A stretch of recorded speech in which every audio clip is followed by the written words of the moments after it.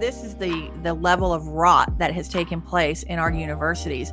I know Stevie faced a lot. He was very brave during that time. He stood up. He didn't cave in. Like, what was your secret sauce in that? How did you, because he came up in that generation. So how come, I guess my big question is, how come he was removed from the indoctrination? How did you do that? And then how do we encourage other moms to kind of follow suit? You already said it, conversation. I mean, unfortunately, nowadays we live in a society where most times both parents have to work. Everything's expensive. Both parents have to work. And there's very little time for conversation. And I was raised in a household where you sat up at dinner table every single night with your family and you talked about your day.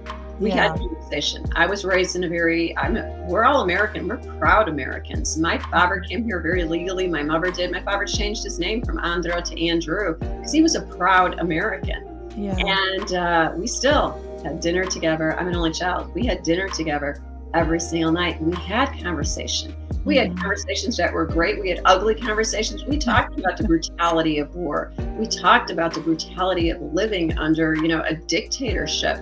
But I find that most American families prefer to talk about lighter topics. They don't talk about the Bible. They don't read the Bible. They don't read scripture.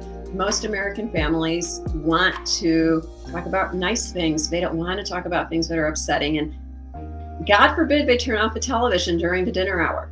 That's something that bothers me tremendously.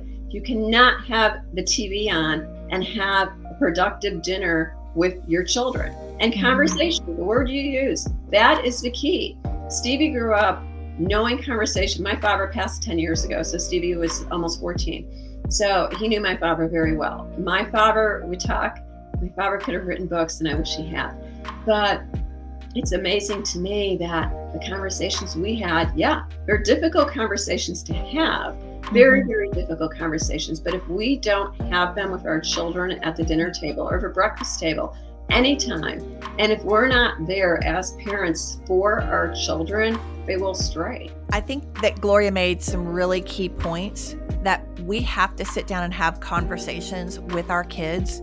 We can't let the TV or the video games or the devices, the phones, be the babysitter anymore. These are crucial times that we're in right now. And our kids need our voice. They need our guidance. We need to teach them how to navigate this.